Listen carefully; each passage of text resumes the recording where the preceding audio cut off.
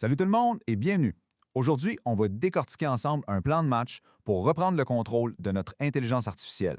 On va regarder comment se bâtir une infrastructure d'IA qui est privée, qui est puissante et qui est prête pour l'avenir d'ici 2026. Mais juste avant de plonger, posons-nous une question fondamentale, vraiment.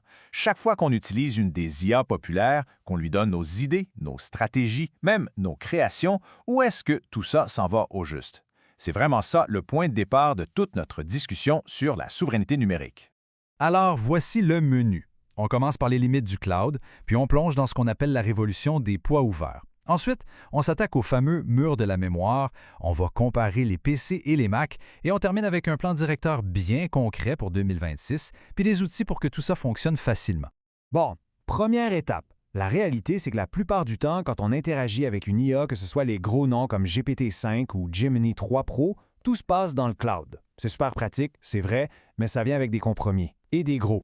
Ce modèle a plusieurs failles, en fait. Chaque requête qu'on fait envoie des données qui peuvent être très sensibles sur les serveurs de quelqu'un d'autre. Ensuite, il y a la facture. On paye à chaque utilisation au token et ça peut monter très vite sans qu'on s'en attende. Mais le pire, c'est peut-être qu'on n'a aucun contrôle. Le modèle peut changer du jour au lendemain et ça affecte directement nos résultats. On devient complètement dépendant. Heureusement, il y a une autre approche qui gagne en popularité. C'est un vrai virage stratégique qui a pour but de nous redonner le volant, d'atteindre ce qu'on pourrait appeler notre souveraineté numérique. Et la clé de ce virage, ce sont les modèles à poids ouvert. L'idée est vraiment simple, mais elle est révolutionnaire. Au lieu de se connecter à un service à distance, on télécharge carrément le cerveau de l'IA au complet pour le faire fonctionner chez nous, sur nos propres machines. Et là, les avantages sont « wow ». Premièrement, la confidentialité est absolue. Les données ne sortent jamais de notre réseau. Point. Deuxièmement, après l'achat de la machine, l'utilisation est gratuite. Zéro frais, peu importe combien on l'utilise. Et surtout, le modèle devient un actif qui nous appartient, qu'on peut personnaliser comme on veut, on a le contrôle total. Et attention, on ne parle pas de petits modèles ici, on parle vraiment des poids lourds de l'industrie, capables de raisonnements super complexes, de générer du code de pointe, bref, des modèles de premier plan comme GPT-OSS, Llama 3 ou Gemma 3 peuvent tous rouler en local. Alors là, on se dit, si c'est si génial, pourquoi est-ce que tout le monde ne fait pas ça? Eh bien, parce qu'il y a un obstacle technique assez majeur. On l'appelle le grand mur de la mémoire. Et ça, c'est vraiment le point crucial à comprendre. Le problème, ce n'est pas la vitesse du processeur, le CPU, non. Le vrai goulot d'étranglement, c'est la quantité de mémoire vive, la RAM ou la VRAM de la carte graphique qui est disponible pour charger ces modèles qui sont gigantesques.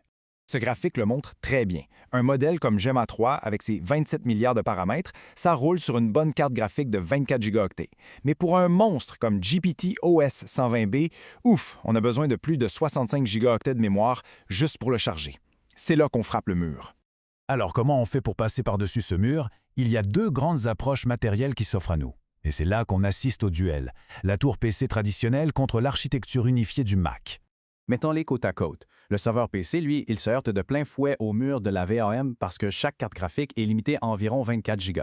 De l'autre côté, le Mac Studio, avec son architecture de mémoire unifiée, peut utiliser jusqu'à 192 Go de RAM partagée. Il contourne complètement le problème. En plus, c'est une solution beaucoup plus simple, silencieuse et qui consomme moins d'énergie. Pour les très gros modèles, la rentabilité penche clairement de son côté.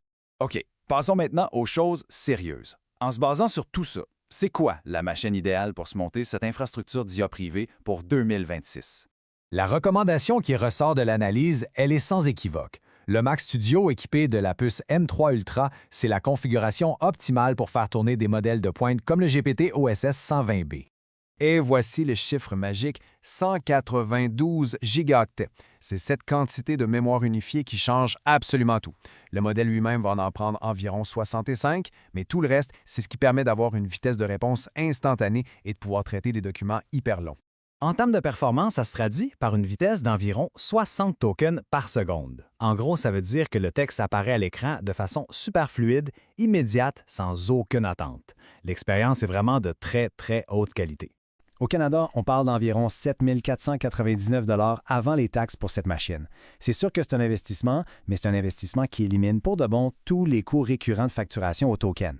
Et ça, c'est un conseil en or qui vient de la source. Si le budget est un enjeu, il vaut bien mieux maximiser la RAM que le nombre de cœurs du processeur.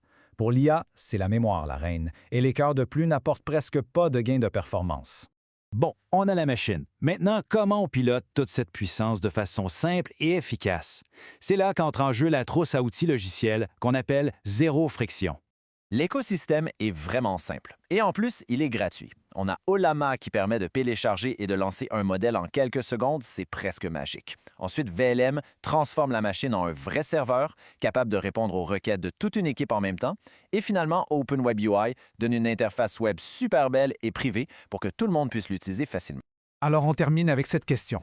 Une fois qu'on a enlevé les barrières de la confidentialité, du coût et du contrôle, quand l'IA devient un véritable outil interne, un actif qui nous appartient, les possibilités de création sont juste infinies.